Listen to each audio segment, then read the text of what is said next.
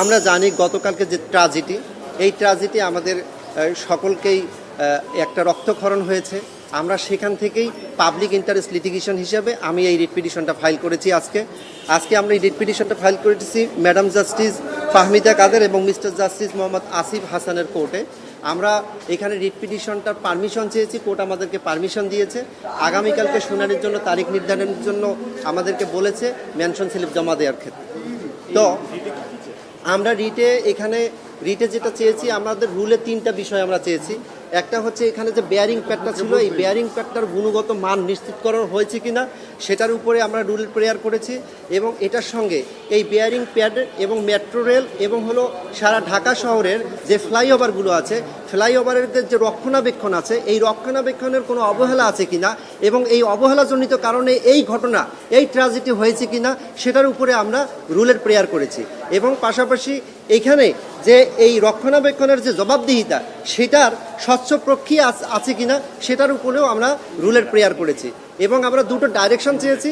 একটা হলো, ইতিপূর্বে আপনারা জেনে থাকবেন 2020 সালে বুয়েট কর্তৃক এই বেয়ারিং প্যাডের যে মান সেটাকে স্পষ্টকরণ করা হয়েছে এবং পরবর্তীতে 2024 সালে এরকম একটা আহতর ঘটনা ঘটে এবং একই জায়গায় সেই ঘটনার পরবর্তীতে একটা প্রুফ কমিটি হয়। সেই কমিটির রিপোর্ট কি আসছে এখনো পর্যন্ত আমরা কেউ জানি না। সেই রিপোর্টটা কোর্টের সামনে সাবমিট করার জন্য আমরা ডাইরেকশন চেয়েছি। এবং আমাদের এই ঘটনা, গতকালকের যে ঘটনা সেটার সঙ্গে অবহেলা আছে কিনা সেটার উপরে আমরা ডাইরেকশন চেয়েছি। ওই তদন্তের সঙ্গে আমাদের রিট পিটিশনের কোনো সম্পর্ক নাই। কারণ হলো, আমরা এখানে কোনো কম্পেনসেশন ক্লেম করিনি। আমরা এখানে কোনো একটা পার্টিকুলার পিলারকে আমরা এখানে প্রুফ কমিটিতে নিয়ে আসিনি। আমরা হোল ঢাকা শহরের যত বেয়ারিং প্যাড আছে এর গুণগত মানটা এবং এটা রক্ষণাবেক্ষণ ঠিক আছে কিনা সেটার উপরে আমরা রুলটা প্রেয়ার করেছি। এটা শুধু একদিনের না, এটা যেন সবসময় এটা হয়ে থাকে।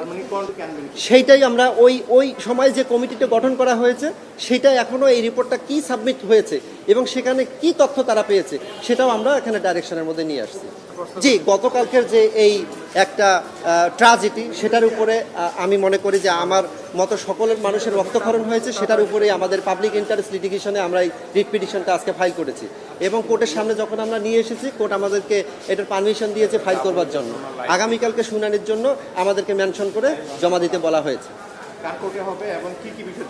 এইটা আমরা court mister justice madam justice Fahmida Quader এবং মিস্টার জাস্টিস মোহাম্মদ আসিফ হাসান সাহেবের কোর্টে আমরা পারমিশন পেয়েছি।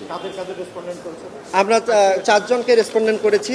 এখানে সচিব, সড়ক ও সেতু বিভাগ এবং managing director Dhaka mass transit company limited, Dhaka transport coordination authority executive director এবং ইতালিয়ান থাই ডেভেলপমেন্ট কর্পোরেশন লিমিটেডকেও আমরা এখানে পার্টি করেছি।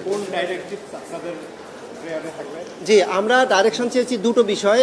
একটা বিষয় হলো, এর আগে যে কমিটিটা গঠন করা হয়েছে যেখানে আহতর বিষয়টা ছিল 2024-এ, সেই কমিটির রিপোর্ট এখনও আমাদের সামনে আসেনি এবং কি তথ্য আসছে সেটা আমরা জানি না এবং এখানে কোনো অবহেলা হয়েছে কিনা সেটাও আমাদের কাছে অস্পষ্ট। পাশাপাশি ক্ষতিপূরণের বিষয়টি আপনারা আলোচনা। জি, কম্পেনসেশনের বিষয়ে গতকালকে আমরা দেখেছি, এটা কম্পেনসেশনটা অলরেডি অথরিটিকে বলা হয়েছে টাকা 5 লক্ষ টাকা দেওয়ার জন্য এবং সেটা internal policy of the department.